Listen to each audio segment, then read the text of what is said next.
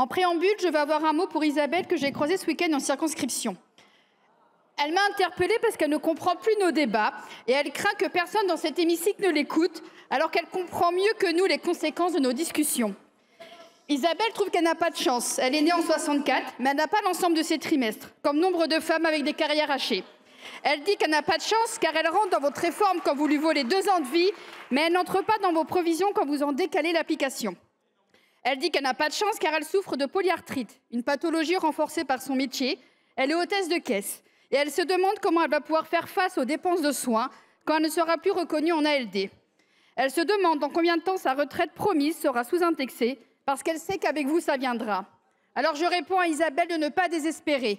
Le pire n'est jamais obligé d'arriver et vous pouvez compter sur la France insoumise et ses députés pour porter votre voix dans cette enceinte et défendre votre dignité. Alors, Monsieur le Premier ministre, que proposez-vous aux Françaises et aux Français? Une feuille de route plus chaotique que votre arrivée à Matignon.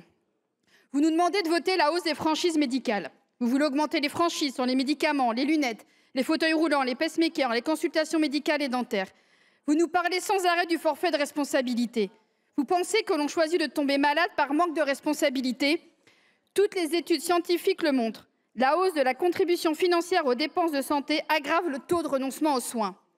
Cela ne mènera pas les patients à plus de responsabilités, mais à plus de maladies. Des économies aujourd'hui sur les médicaments, ce sont des dépenses décuplées demain au sein des urgences et des hôpitaux. Le seul moyen de faire des économies consiste à soigner les gens immédiatement, dès le début de la maladie. Nous défendons l'accès gratuit et immédiat à la santé, mais vous nous demandez de voter pour le déremboursement des soins. Vous nous demandez de voter un nouveau système d'affection longue durée. Vous voulez créer un dispositif ALD à 2 niveaux. Avec votre mesure, des millions de malades chroniques devront payer leurs soins de leur poche. Vous nous faites croire qu'il s'agit d'un virage préventif, alors que vous prévoyez 9 fois plus de déremboursement que de nouvelles dépenses de prévention. Vous condamnez les malades sans pointer du doigt les vrais coupables, les pesticides, l'alcool, le tabac, la malbouffe, qui nous empoisonnent au quotidien, mais aussi la précarité, le mal-logement, les discriminations. Votre alliance avec les lobbies industriels et les ultra-riches tente de nous faire oublier que la santé n'est pas qu'une question individuelle. C'est une responsabilité collective et agir sur les déterminants sociaux de la santé devrait être la première des priorités pour prévenir les maladies chroniques, notamment chez les plus vulnérables et les précaires. Nous défendons une véritable politique de prévention en santé physique et mentale, mais vous nous demandez de voter pour appauvrir et punir les malades chroniques. Vous nous demandez de voter la limitation des arrêts maladie. Pour rappel, les médecins prescrivent des arrêts en fonction de justifications médicales et non comptables. À peine 10% des arrêts de travail dépassent 15 jours et vous voulez nous faire croire que c'est le problème majeur de la sécurité sociale. Pensez-vous vraiment que dans un contexte de désertification médicale, demander aux médecins de renouveler des arrêts toutes les 2 semaines est la meilleure utilisation de leur temps? Votre projet prévoit également 600 millions d'euros d'indemnisation en moins pour les salariés en arrêt pour dépression, mal de dos, douleurs articulaires. Votre démagogie est sans limite. Vous tentez de faire passer les salariés en arrêt pour des fraudeurs ou des paresseux, alors que vous savez que la dégradation des conditions de travail et la pénibilité sont la cause de l'augmentation des arrêts maladie. Et dans votre logique, vous vous attaquez aux tickets restaurants et aux chèques vacances. Nous défendons le droit au repos pour tous les malades, mais vous nous demandez de voter une mesure de maltraitance sociale. Vous nous demandez de voter des économies sur la santé. La hausse tendancielle de l'Ondam est supérieure à 4%. Pourtant, vous proposez de limiter l'Ondam à seulement plus 1,6% pour 2026. Cela revient à faire des économies de 7 milliards d'euros sur la santé publique. La Fédération hospitalière de France dénonce la pire cure d'économie sur l'hôpital depuis les années 2010, qui n'a jamais été aussi éloignée de la hausse tendancielle des besoins. Alors que l'hôpital public traverse une crise sans précédent, que les services d'urgence sont contraints de trier les patients, que les soignants sont mal rémunérés et à bout de souffle, que l'écrasante majorité du territoire est un désert médical et que l'accès aux soins en médecine de ville n'a jamais été aussi difficile, alors que 8 000 lits ont été supprimés dans la psychiatrie publique depuis 2008 et que la grande cause nationale 2025 repose sur un investissement équivalent à 1,66 € par personne. Alors que nous défendons une augmentation de l'Ondam de 1,1 milliard d'euros, vous nous proposez de graver dans la loi un sous-financement d'ampleur de notre système de soins. Vous nous demandez de voter la soumission à cotisation sociale du revenu des apprentis. Avec votre mesure, les apprentis vont perdre 100 à 200 € de salaire net par mois. Vous osez proposer cette mesure alors que plus de 75% des apprentis vivent sous le seuil de pauvreté. Il est inacceptable d'exiger d'eux qu'ils soient les premiers à contribuer lorsque l'on sait que le patronat est massivement subventionné pour les contrats d'apprentissage. Nous défendons la revalorisation de la rémunération des apprentis, mais vous nous demandez de voter pour la précarisation de leurs revenus. Vous nous demandez de voter un projet qui méprise le droit des seniors. Alors que les plus de 65 ans représentent aujourd'hui un Français sur 5, ils compteront pour 30% de la population en 2050. Et pourtant, la loi grand âge, maintes fois promise, n'est jamais arrivée. L'examen de la petite loi bien vieillir a sans cesse été repoussé et son manque d'ambition est souligné par l'ensemble des acteurs du secteur. Les mesures annoncées ne couvrent pas les besoins réels et laissent un déficit de 500 millions d'euros pour les EHPAD et les services à domicile, compromettant la création d'emplois et de places indispensables. Nous défendons une véritable politique de l'autonomie. Vous nous demandez de voter pour un projet dont les recettes sont largement en deçà des besoins. Votre projet entérine des exonérations sociales et fiscales qui atteignent 88,5 milliards d'euros. La prolifération des exonérations de cotisations coûte un pognon de dingue à la sécurité sociale et mène à la définancer jusqu'à la fragiliser. À se demander si ce n'est pas votre projet. Dans le même temps, votre projet ne touche pas aux revenus du capital, alors que les actionnaires du CAC 40 perçoivent près de 100 milliards d'euros chaque année. Nous pourrions facilement augmenter les recettes de la Sécu de 10 milliards d'euros en soumettant à cotisations sociales les dividendes, l'intéressement et la participation.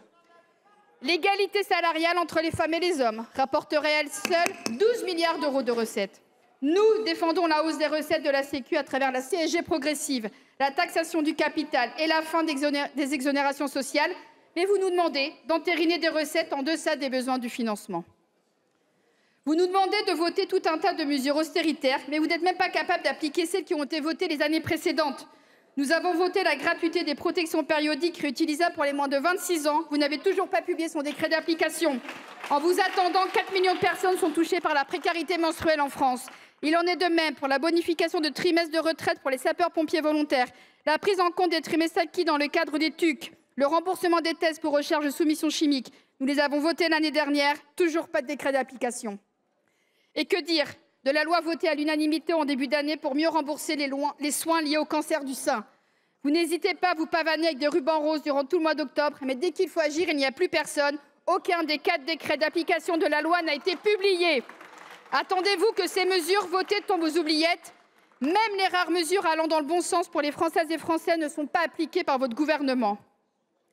Alors certains sont tentés de se satisfaire des soi-disant compromis obtenus auprès du gouvernement. Mais de quoi parle-t-on?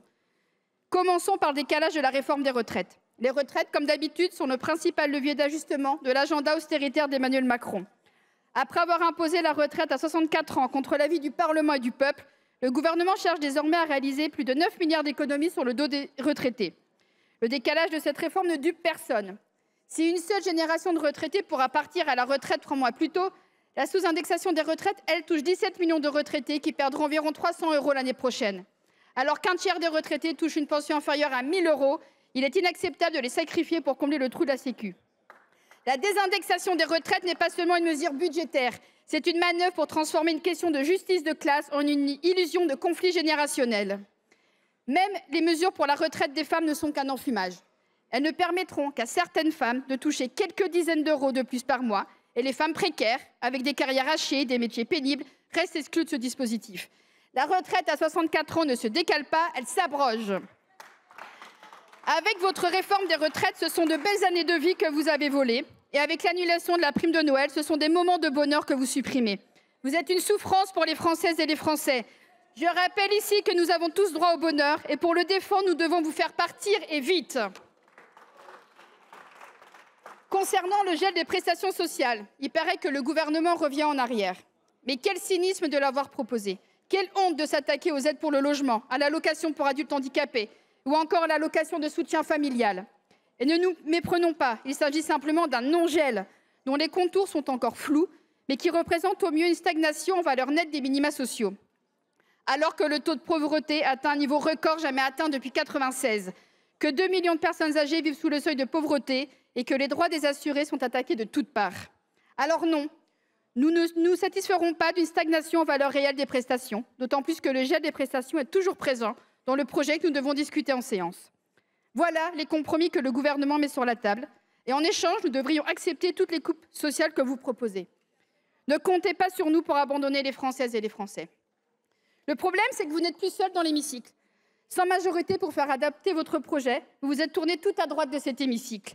Le RN vote avec vous la limitation des arrêts maladie et la protection des exonérations sociales, aussi appelées cadeaux de grandes entreprises. Mais le RN ne se compte pas de soutenir votre budget austéritaire. Il a aussi trouvé l'opportunité idéale de voir toutes ces mesures racistes et xénophobes débattues en hémicycle.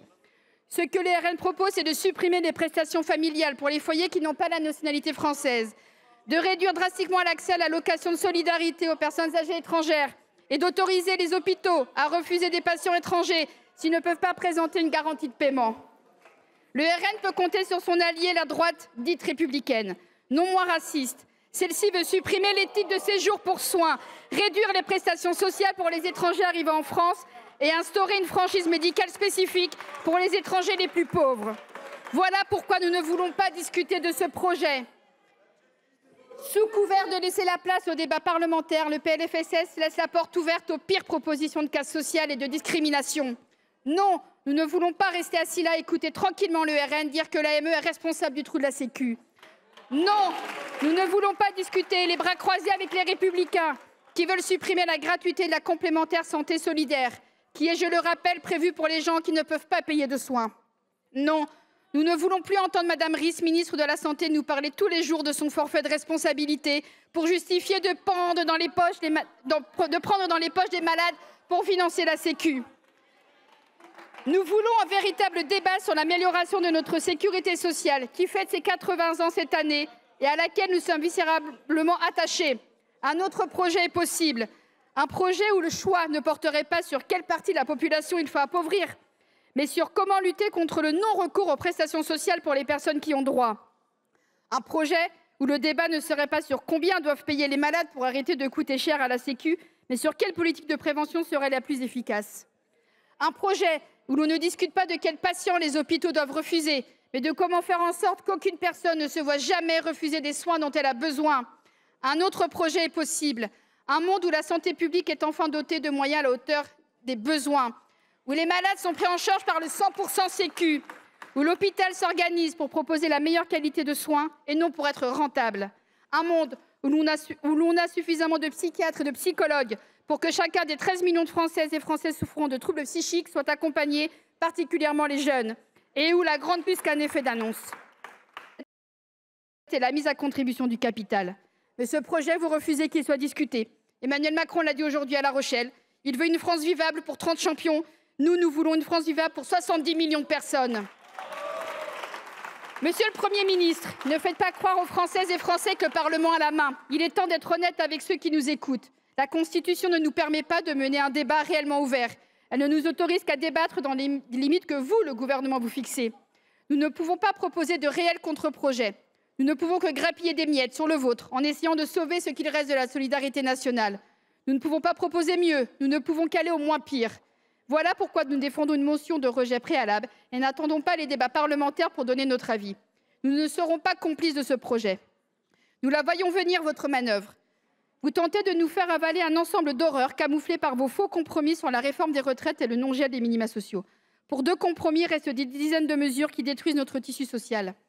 Nous refusons de discuter un budget plafonné par le bon vouloir du gouvernement, au sein duquel nous ne pouvons pas défendre l'augmentation des dotations de l'hôpital public, la meilleure prise en charge des malades, et dans lequel notre plus grande victoire pourrait être au mieux un statu quo. Je vous accuse de duplicité. Vous parlez d'un moment plus parlementaire, mais vous tendez un piège à la représentation nationale. Soit nous votons votre caverne des horreurs en nous satisfaisant des maigres miettes que vous concédez, soit vous passez l'ensemble de votre projet par ordonnance en tentant de nous faire porter la responsabilité de celle-ci. Nous voyons clair dans vos méthodes. Elles sont la preuve que nous ne sommes pas dans un moment plus parlementaire, mais dans un moment plus crépusculaire pour notre démocratie, et vous en êtes les seuls responsables. Alors je nous propose de gagner du temps en rejetant d'emblée un texte dont personne ne veut sur ces bancs et dont la conférence des présidents a déjà acté et que nous n'irons pas jusqu'au bout. Nous refusons ce leurre qui fait croire aux Français qu'il y a une démocratie, là où il n'y a qu'ajustement marginal de votre projet austéritaire. Il n'y a pas de majorité pour ce budget, pas plus que pour le PLF. Alors je nous appelle à faire un choix ferme et à rejeter dès à présent ce projet.